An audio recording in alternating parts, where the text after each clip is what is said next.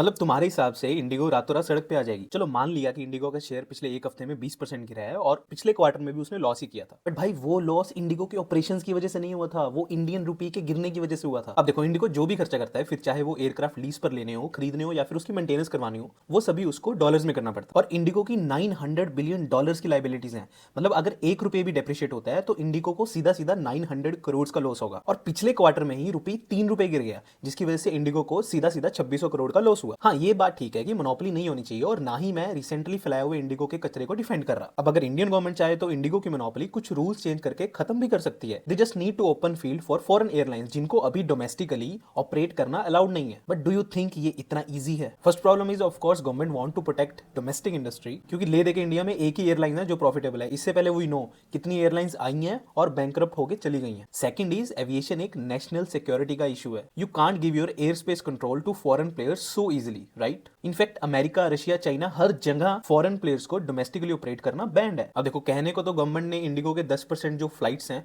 वो कैंसिल कर दी हैं, बट डोंट यू थिंक ये मोनोपोली क्रिएट करने वाली भी गवर्नमेंट ही है? अगर गवर्नमेंट ने एविएशन सेक्टर को थोड़ा भी सपोर्ट किया होता तो जितनी एयरलाइंस आई हैं वो बैंकरप्ट होकर जाती ही ना। So what do you think, what would be the next step of the government? Let me know in the comments.